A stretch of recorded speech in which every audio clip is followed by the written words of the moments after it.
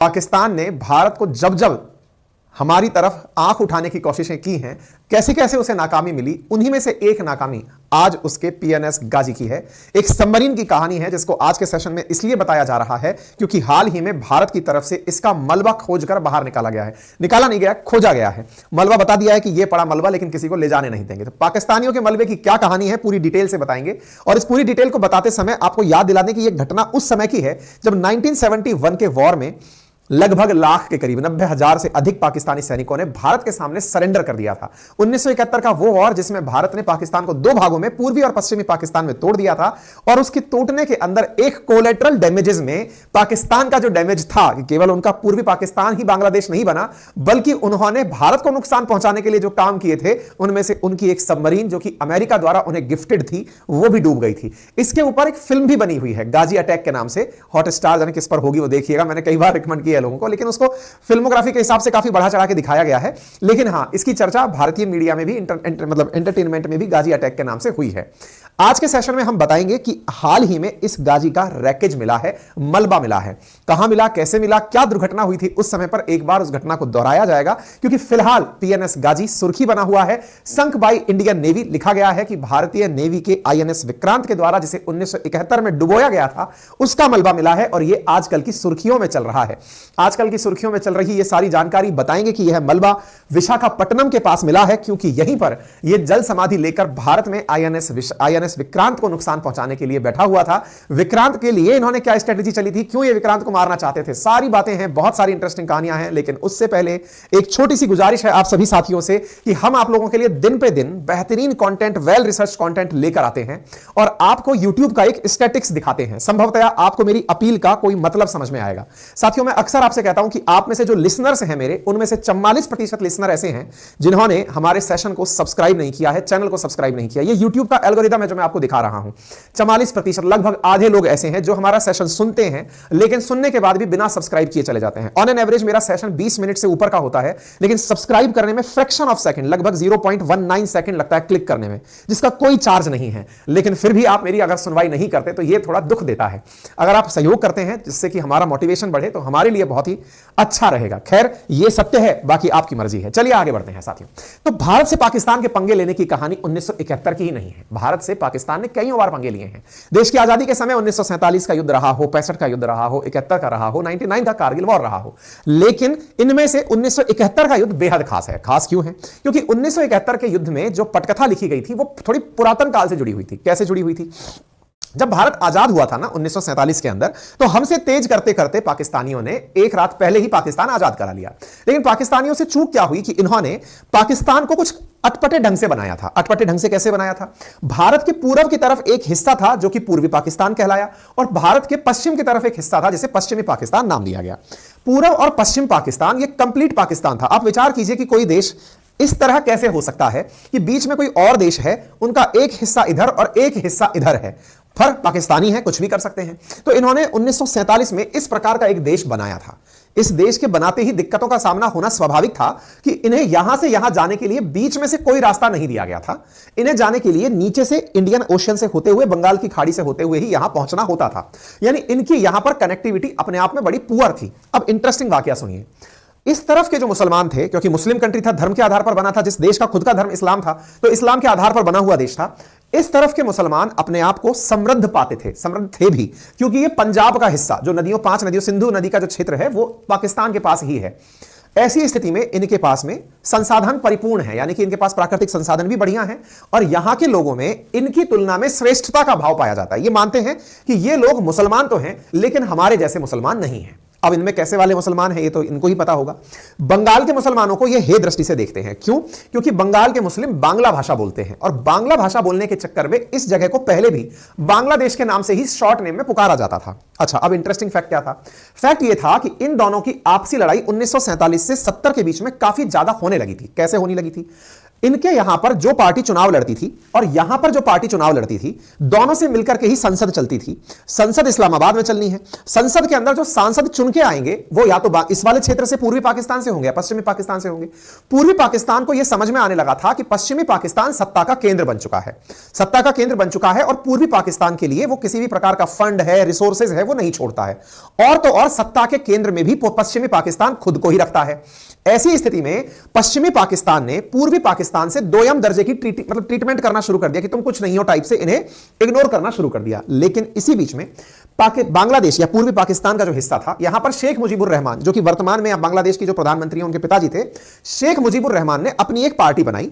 वो इस इलेक्शन में 1970 के इलेक्शन में मेजॉरिटी ले आई। मेजॉरिटी मतलब इन कंप्लीट देश के जो कुल सांसद थे उनमें से केवल इनकी पार्टी के इतने सांसद बन गए कि अब शेख मुजीबुर रहमान को ही वहां का प्रधानमंत्री होना चाहिए था। लेकिन यहां पर उस समय सेना में याया खान नामक व्यक्ति, यहां का मतलब आर्मी का सेना अध्यक्ष हुआ करता था।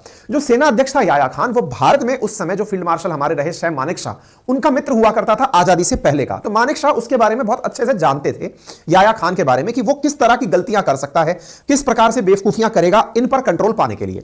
और हुआ भी यही। हुआ क्या, यहां पे याया खान ने टिक्का खान नामक एक जनरल को पूर्वी पाकिस्तान में आए जो चुनाव के परिणाम थे उन्हें दबाने के लिए भेज दिया कि यहां पर जो लोग हैं वो किस प्रकार से मुजीबुर रहमान को पीएम बना सकते हैं। सेना अपनी है, मेजॉरिटी सैनिक अपने हैं, आप जाइए और यहां पर जो सरकार विरोधी नारे लग रहे हैं आप उन्हें दबा कर आ जाइए। टिक्का 1970 में निकलकर यहां पहुंचता है।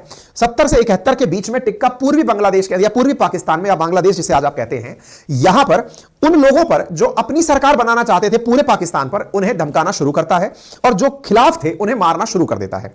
मारते मारते यहां पर बेहद नरसंहार होता है। 70 से 71 के बीच में बड़ी संख्या में इस क्षेत्र से बांग्लादेशी भागकर भारत में प्रवेश करते हैं। भारत में प्रवेश करने का उनका असल उद्देश्य यह था क्योंकि यहां पर जबरदस्त नरसंहार यहां की सेना कर रही थी। नरसंहार से बचते हुए बड़ी संख्या में बांग्लादेशी भारत में एंट्री कर रहे थे। भारत खुद भी 1965 में पाकिस्तान से लड़ के चुका था। हमारी भी सामरिक स्थिति, हमारे पास भी खाद्यान्न इतना नहीं था कि हमारे देश में शरणार्थियों को भी अतिरिक्त जगह दी जाए। भारत पहले ही जनसंख्या से पीड़ित था क्योंकि हमने 1965 के युद्ध के बाद ही तो निर्णय लिया था कि हरित क्रांति से पहले भूख से लड़ा जाए। अंतरराष्ट्रीय स्तर पर तो दुनिया के लोग ये मानते ही थे कि एक दिन ये लोग मर के वैसे ही लड़के वैसे ही खत्म हो जाएंगे। भारत में अब नई समस्या यह आ गई कि यहां से बांग्लादेशी और एंट्री करने लगे। इस बीच से परेशान होकर के भारत की प्रधानमंत्री जो इंदिरा गांधी जी तत्कालीन प्रधानमंत्री थी, उन्होंने सितंबर 1970 में यात्रा करी रूस की, सोवियत रूस की, और उनसे जाकर के फ्रेंडशिप ट्रीटी करी। फ्रेंडशिप ट्रीटी इस बात की करी कि सर देखिए, पश्चिमी पाकिस्तान वाले पूर्वी पाकिस्तानियों के साथ बहुत बर्बरता कर रहे हैं। परिणाम यह है कि शरणार्थी हमारे यहां आए हुए हैं। मुझे भविष्य में नजर आता है कि एक दिन यहां बहुत जबरदस्त संघर्ष होगा, उसका इंपैक्ट भारत पर पड़ेगा और पश्चिमी पाकिस्तान को अमेरिका का समर्थन प्राप्त है। अमेरिका इस क्षेत्र में इन्हें अपनी तरफ से सारी तरह की सहायता देता है। इसलिए आपसे मैं गुजारिश करती हूं कि अगर कभी ऐसी स्थिति बनती है तो भारत और सोवियत रूस एक साथ रहेंगे। उधर से सोवियत रूस ने हमें अपनी तरफ से सिक्योरिटी दे दी कि चिंता मत करो, गो अहेड है मेरी तरफ से, बढ़िया से लड़ो, कोई दिक्कत नहीं है। सितंबर में इनसे मिलने के बाद अगले महीने से next month Indira Gandhi ji America पहुंचती हैं। निक्सन उस समय प्रधानमंत्री अमेरिका के राष्ट्रपति हुआ करते हैं और किसिंगर उनके स्टेट सेक्रेटरी हुआ करते हैं। जब निक्सन को यह बात पता चलती है कि इंदिरा गांधी जी सोवियत रूस से मिलकर के हमसे मिलने आई हैं, तो इंदिरा गांधी जी वहां जाकर यह कहती हैं कि देखिए, इन्होंने इन पर बहुत जबरदस्त तरीके से प्रहार किया है, बांग्लादेशियों की समस्या से हम परेशान हैं। आप अपने इस मित्र को समझाइए कि इस तरह से अपने ही लोगों पर यातना ना दे। इस बात पर मिस्टर निक्सन ने इंदिरा गांधी जी को बहुत ही रूखा जवाब दिया। हालांकि कुछ ऐसे वाक्यांश भी हैं जो कि इस समय बहुत ही ज्यादा सोशल मीडिया पर उपलब्ध हैं। कहते हैं कि निक्सन ने इंदिरा गांधी जी को मिलने के लिए 40 मिनट इंतजार किया था और एक ऐसा भी उनका वाक्यांश बाहर निकलकर बाद में आया जिसमें वो इंदिरा गांधी जी को अपशब्द कहते हुए दिखाई दिए। हालांकि सामने नहीं, पीछे से उनके बैक बिचिंग करते हुए दिखाई दिए थे। इससे निक्सन के प्रति इंदिरा गांधी जी के मन में बड़ी खिन्नता थी कि यह व्यक्ति ना तो महिलाओं का सम्मान करता है और इंडियंस को यह व्यक्ति कायर मानता है। इंडियंस को लेकर के निक्सन के दिमाग में एक पिक्चर थी कि ये लोग डरपोक होते हैं, यहां ये दो लोग आपस में लड़ रहे हैं और ये अपनी ही टेंशन लेकर घूम रहे हैं। निक्सन की भारत के प्रति यह धारणा थी। निक्सन ने कहा कि आप लोग तो ऐसे कह रहे हैं जैसे रूस ये कहे कि फिनलैंड ने उस पर हमला कर दिया। आप लोग बड़े लोग हैं, आप पर ये लोग कैसे हमला कर देंगे? बोले साहब, पुराना इतिहास रहा है, आपकी मदद से इन्हें जो पैसा मिलता है, और यह बात सत्य है, अमेरिका इन्हें मिलियंस ऑफ डॉलर की मदद देता था। आप डेटा देखें तो आपको अंदाजा लग जाएगा कि अमेरिका इन्हें खूब सारी अपनी तरफ से मदद भेजा करता था पाकिस्तानियों को। इंदिरा गांधी जी ने कहा कि साहब इन्हें समझाइए लेकिन साहब निक्सन ने कोई सकारात्मक जवाब नहीं दिया, वो केवल पाकिस्तान के ही राग में बिजी था। कोई बात नहीं साहब। इंदिरा गांधी जी वहां से आती है बड़ी ही गुस्से में कि तुमको तो बेटा मजा चखाएंगे, बताएंगे कि हम कैसे आयरन लेडी कहलाएंगी। अब उन्होंने आकर के यहां पर सैम मानेकशॉ से कहा कि हमें मौके का इंतजार है, पाकिस्तान के लोग ही जब एक दूसरे को मार काट रहे हैं, चूंकि सेना इनकी है, इन्हें मार रही है, तो एक काम करिए, इनडायरेक्टली पूर्वी पाकिस्तान के लोगों को सैनिक ट्रेनिंग देना शुरू करिए, क्योंकि सेना में जो लोग नहीं हैं लेकिन खुद का डिफेंस तो करेंगे। ऐसी स्थिति में बांग्लादेश के अंदर जो लोग थे उन्होंने अपनी सेना बनाई, जिसका नाम बना मुक्ति वाहिनी। मुक्ति वाहिनी असल में लोकल्स की अपनी सेना थी जो पाकिस्तानी सेना से लड़ रही थी, लेकिन उसको वेल ट्रेन किया गया था इंडियन सेना के द्वारा। ठीक है, तो मुक्ति वाहिनी यहां पर जब अपनी तरफ से पाकिस्तानी सेना से लोहा लेने लगी तो फिर पाकिस्तान को लगा कि ये तो हमारे ही लोगों को हमसे लड़ा दिए। ऐसी स्थिति में पाकिस्तान ने भारत के साथ गुस्ताखी करते हुए ऑपरेशन चंगेज खान ऑन कर दिया। ऑपरेशन चंगेज खान क्या था? पाकिस्तान ने अपनी एयरफोर्स को भारत के जो एयरफील्ड्स थे, यहां तक कि आगरा तक का जो हमारा एयरपोर्ट था, जो सेना का एयरपोर्ट था एयरफोर्स का, उस तक पर गोले गिराए गए। और आगरा लगभग यहां पर रहा है, तो इससे इस तरफ के जितने भी एयरपोर्ट थे, जोधपुर एयरबेस था, श्रीनगर एयरबेस, जहां जहां एयरबेस थे हमारे, उन सब पर गोलीबारी करके उसने भारत पर अटैक बोल दिया। दिसंबर का महीना था, भारत ने इस बात को समेटने में देरी नहीं करी और तब से भारत इस युद्ध में एंट्री कर गया। इसी युद्ध के परिणाम स्वरूप जब भारत इस युद्ध में एंट्री किया, उसके परिणाम स्वरूप ही पूर्वी बांग्लादेश के सामने ही, क्योंकि भारत ने पूर्वी बांग्लादेश को सपोर्ट किया, पश्चिमी पाकिस्तान की सेना ने भारत की सेना के सामने सरेंडर कर दिया था। लेकिन इस बीच में क्या केवल यह एयरफोर्स की लड़ाई थी? क्या यह केवल थल सेना की लड़ाई थी, या इसमें नेवी का भी रोल था? आज के सेशन में उस नेवी वाले रोल को हम चर्चा में ला रहे हैं। देखिए, जैसे भारत में मुंबई करके जगह है ना, अपनी मुंबई जो जगह है, ऐसी पाकिस्तान में उनकी एक तरह से कमर्शियल सिटी कह सकते हैं, औद्योगिक सिटी कह सकते हैं, कराची है। कराची यहां से नेवल बेस से इनकी मतलब इनकी जो नेवी है वो भारत के अंदर भारतीय सेना को काउंटर करने के लिए, अब इसको थोड़ा सा ऐसे समझिए, ये लोग अपनी प्लानिंग में भारत के एयरबेस को नष्ट कर रहे हैं। एयरबेस को नष्ट क्यों कर रहे हैं? ताकि इनकी तरफ से कोई भी हवाई जहाज उड़कर पाकिस्तान पर हमला करने ना आए। जब एयरबेस ही नष्ट कर दोगे तो उड़ेगा कैसे? तो हमारे पास ऑप्शन क्या था वो समझिए। हम अपना पानी में आईएनएस विक्रांत नामक एक विमान वाहक पोत खड़ा रखते थे। अब ये कौन है आईएनएस विक्रांत? पानी के अंदर हवाई जहाज को उड़ाने के लिए हम पानी में चलता फिरता एक एयरपोर्ट कहिए या एयर स्ट्रिप कहिए जो पानी में तैनात रखते थे। जनरली वो यहां वाले क्षेत्र में, पश्चिम वाले क्षेत्र में तैनात रहता था, लेकिन उसके कुछ सिस्टम में गड़बड़ चल रही थी उस दौर में। इसलिए भारत ने, क्योंकि देखिए कहा जाता है कि अगर किसी भी विमान वाहक पोत से किसी हवाई जहाज को टेक ऑफ करना है तो विमान वाहक पोत की खुद की गति 20 से 25 नॉटिकल माइल्स प्रति घंटे के हिसाब से होनी चाहिए। लेकिन आईएनएस विक्रांत उन दिनों थोड़ा नासाज था, उसकी स्पीड 12 से 14 नॉटिकल माइल्स पर किलोमीटर घंटे के हिसाब से ही चल रही थी। इसलिए हमने उसे पश्चिमी कमांड से उठाकर पूर्वी कमांड की तरफ भेजने का निर्णय लिया था। अच्छा, टेक्निकली हमारा एक तरह से पानी में चलता फिरता वो एयर बेस था जहां से हम अपने हवाई जहाज को उड़ने के लिए भेज सकते थे। हमारी स्ट्रेटजी में यह था कि कल को अगर इस क्षेत्र पर हमला करने की जरूरत पड़े तो हम आईएनएस विक्रांत से ही अपने फाइटर जेट्स को उड़ाकर यहां पर भेज देंगे। इसका मतलब पाकिस्तान के लिए एक बड़ी चुनौती थी कि हम इनके एयर बेसिस पर तो जाकर गोला गिरा रहे हैं, लेकिन अगर ये लोग आईएनएस विक्रांत से टेक ऑफ करके उड़ने लग गए तो भी ये पाकिस्तान को बड़ी चुनौती देंगे। इसलिए इन्होंने नेवी से कहा, पाकिस्तानी नेवी से कहा कि आप जाइए और इनके आईएनएस विक्रांत को डुबो दीजिए। अब आईएनएस विक्रांत को डुबोने के लिए नेवी जाए कैसे? तो पानी के भीतर डूबकर भी लड़ाकू जहाज चलते हैं जिन्हें हम पनडुब्बी कहते हैं, अंग्रेजी में जिन्हें सबमरीन कहते हैं। तो इन्होंने अमेरिका से किराए पर ली हुई थी एक पनडुब्बी जिसका नाम था पीएनएस गाजी। पीएनएस गाजी को इन्होंने रवाना किया 14 नवंबर को 1970 में कि आप जाइए और जाकर के भारत के आईएनएस विक्रांत को डुबो के आइए। तो ये लोग शुरुआत में अपनी तरह से पहले सूचना एकत्रित करवाए कि आईएनएस विक्रांत खड़ा कहां है। इनके जासूसों ने इन्हें सूचना दी कि आईएनएस विक्रांत पानी में खड़ा है पश्चिम की तरफ, लेकिन जब ये चलने लगे तो फिर इन्हें फिर सूचना दी गई कि विक्रांत को वहां से हटा दिया गया है, क्योंकि भारत की तरफ से इनके संदेशों को डिकोड किया जा रहा था, पढ़ा जा रहा था, ये आपस में जो बातचीत कर रहे थे। और उसी के तहत हम विक्रांत को मूव कराते कराते विशाखापट्टनम तक ले आए थे। विशाखापट्टनम तक ले आए, उधर से गाजी दौड़ते दौड़ते उसके तह में यहां तक चला आया।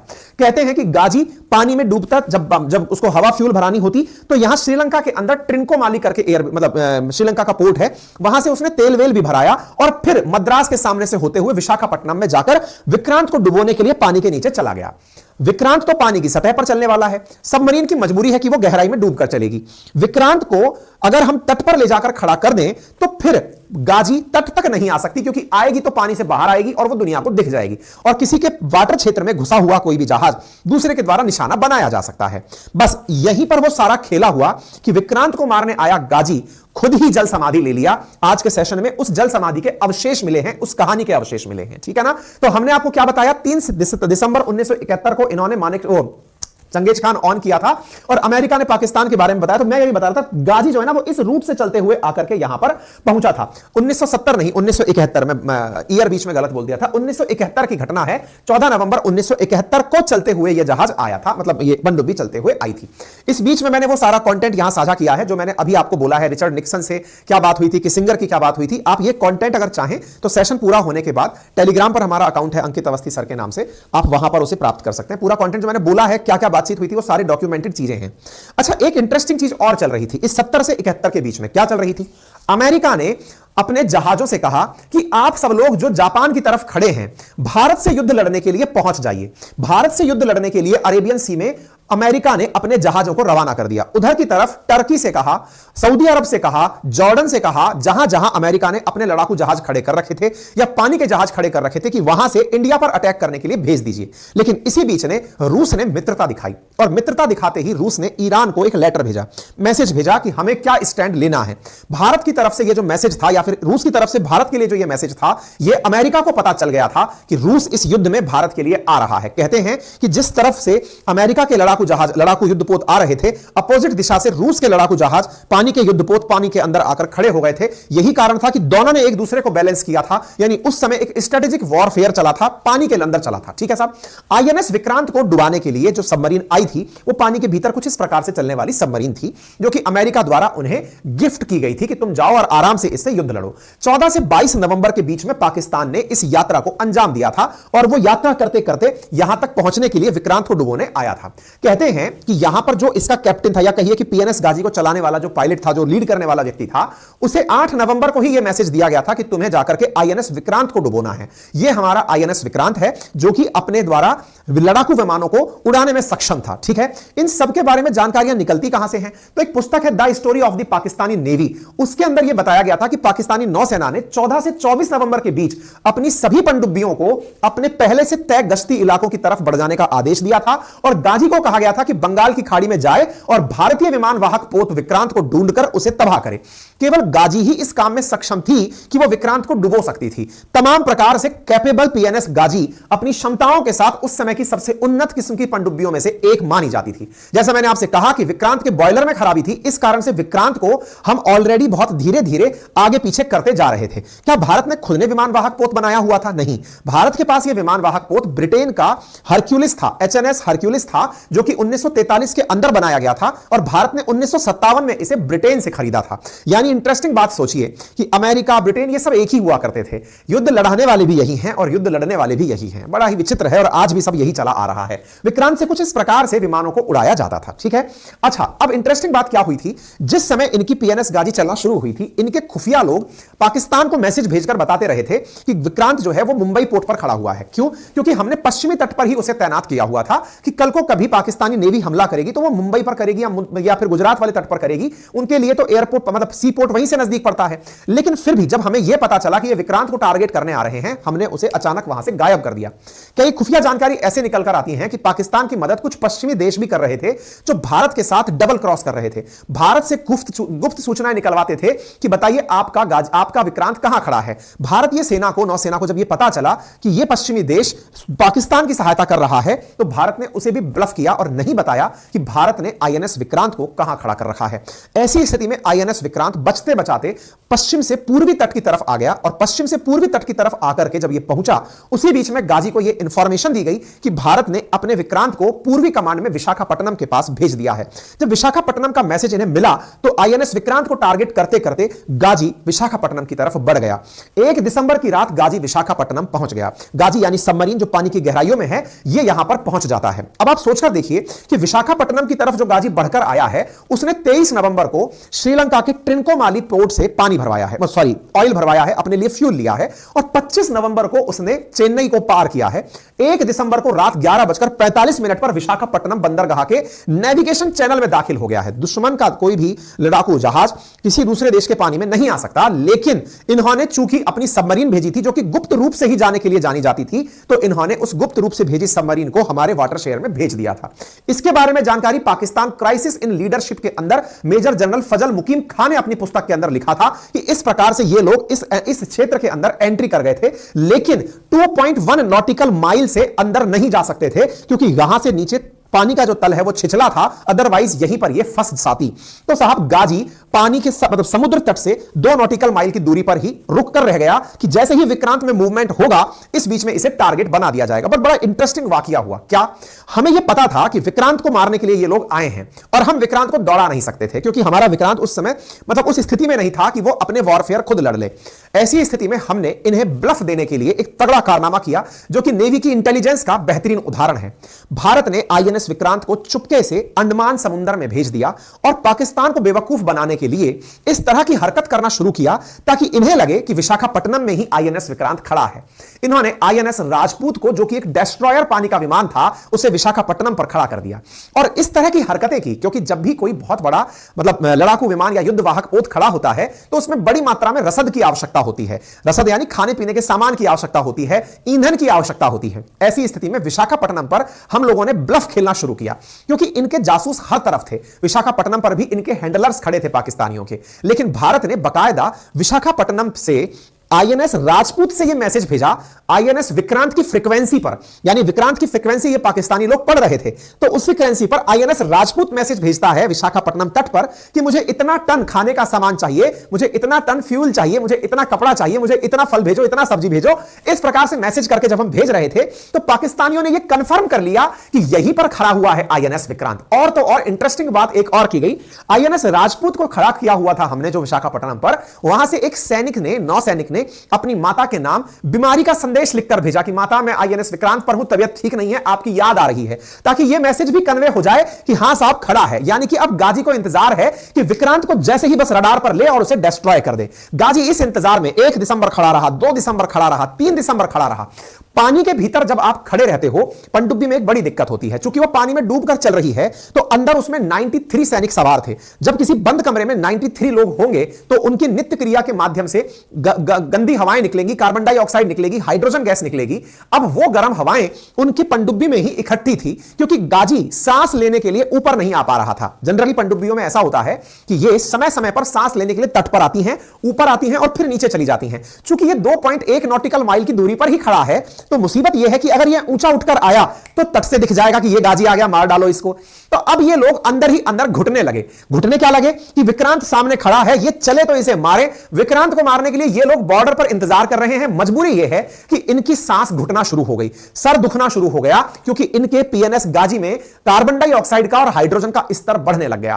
क्यों? क्योंकि ये सांस लेने के लिए ऊपर नहीं आ पा रहे थे। इनके कमांडर ने बकायदा पाकिस्तान को संदेश भेजा कि साहब हम ऊपर नहीं उठ पा रहे हैं, विक्रांत सामने खड़ा है, इसे मारना चाहते हैं लेकिन निकल नहीं पा रहे हैं। तो डिसाइड हुआ कि ठीक है, रात को एक बार निकलकर 12 बजे के आसपास आइएगा, रात 12 बजे के आसपास निकलकर आइएगा। इस बीच में गाजी ने प्रॉपर तरीके से विक्रांत के रास्ते में बहुत सारे मतलब पानी के अंदर ही लैंड माइंस बिछा दी कि अगर यहां से विक्रांत निकलेगा तो यह लैंड माइन से टकरा करके भी मर जाएगा। यानी हर तरह से उसने पूरी तरह से विक्रांत की चारों तरफ बाड़े बंदी कर दी। 3 दिसंबर 1971 की रात थी। रात 12 बजे ये निकलकर ऊपर आ ही रहा था और डिस्ट्रॉयर इसी के इंतजार में खड़ा था कि तुम कब आओगे और तुम्हें कब हम निपटाएंगे। साथियों, कहा जाता है कि एक रात मतलब 1 दिसंबर की रात से ये 3 दिसंबर की रात तक पानी में रहने से इसके अंदर कार्बन डाइऑक्साइड, हाइड्रोजन का स्तर इतना बढ़ गया था कि यह चलता फिरता एक गैस चैंबर बन गया था। मतलब इसे टकराने की जरूरत थी और यह ब्लास्ट कर जाता। हमने एक तरह से इन्हें दम घोट कर मारा है। इस बीच में हमारा डिस्ट्रॉयर इनके ऊपर नजर लगा के बैठा था कि तुम निकलो।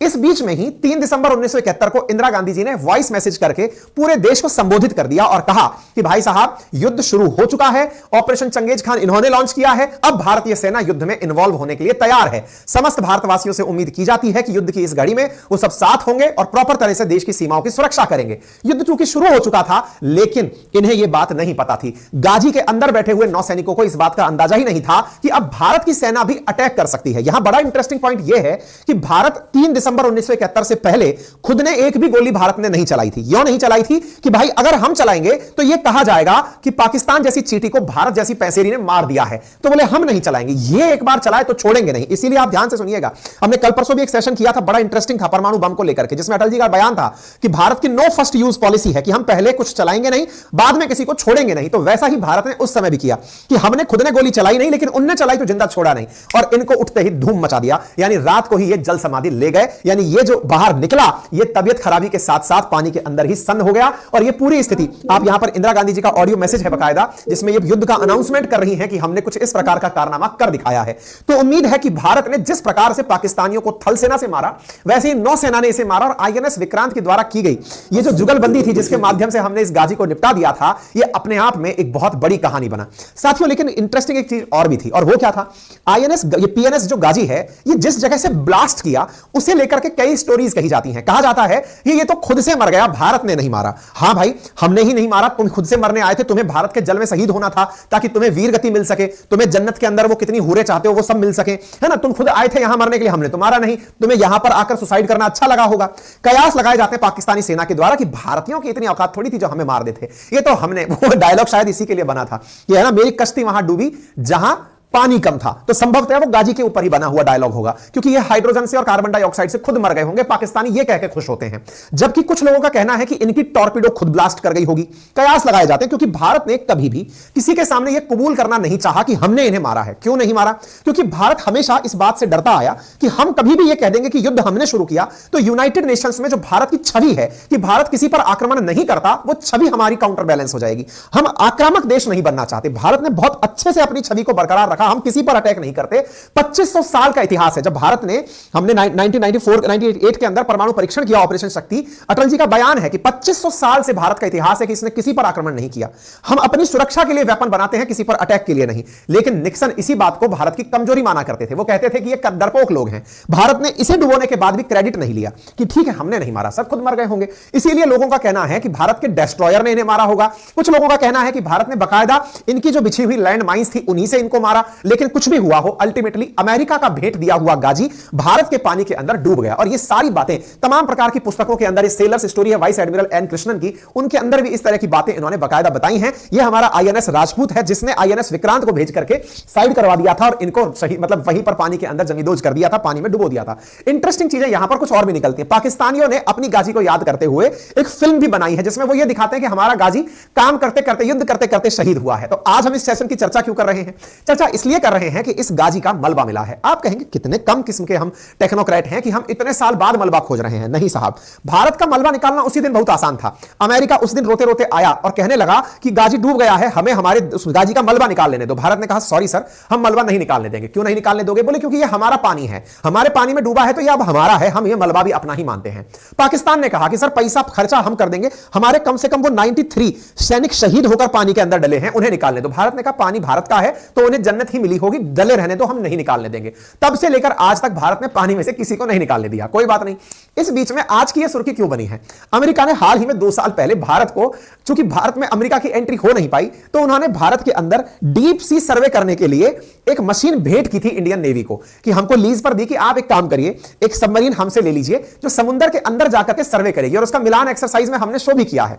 भारतीय नेवी को बकायदा एक डीप सी के अंदर सर्वे करने की मशीन दी गई है, उसका नाम है deep submergence submergence rescue vehicle, DSRV, वो कुछ इस प्रकार की दिखती है। और डीएसआरवी को अगर आप यहां देख रहे हैं तो ये पानी के जहाज से पानी के भीतर इस प्रकार से भेजी जाती है। तो अमेरिका के द्वारा ही दिए गए डीएसआरवी से हमने तस्वीर लेकर के उन्हीं के गाजी को अमेरिका के पास तस्वीर भेज के कहा है, सर लग तो रहा है कि आप ही वाला है ये। तो अमेरिका यस यस ये हमारा वाला ही है, कृपया करके निकाल दीजिए। इंडिया फिर कह, सॉरी सर, हम सैनिकों को सम्मान देते हैं क्योंकि उनकी अब वो जल समाधि है सर, तो जल में ही डले रहने दीजिए, हम उनको नहीं निकालेंगे। मतलब ये खबर जो आज की भी है, ये असल में मैंने शुरुआत में ही कहा कि उनके जख्मों को हरा करने की है, उनके पुराने जख्मों पर नमक डालने जैसी है। तो हमारे डीएसआरवी ने उसको खोजा है। ये डीएसआरवी अमेरिका समेत कुल 6 देशों के पास ही है और ये 18-19 में भारत को लीज पर मिली है। 21 से हम इसका ट्रायल ले रहे हैं। ये हमारे नौसैनिक हैं जो इसके ट्रायल के लिए घूम रहे हैं कि जाओ पानी में जाके देखते हैं कि क्या खोज कर निकाले हैं। और वही चीज भारतीयों द्वारा डीप सबमर्जेंस रेस्क्यू व्हीकल से खोज करके हाल ही में निकाली गई है, लेकिन निकाली नहीं गई। मैं बार बार बोल दूं आपको, निकाली नहीं गई है, पानी में डली छोड़ दी। देखिए ये पड़ी हुई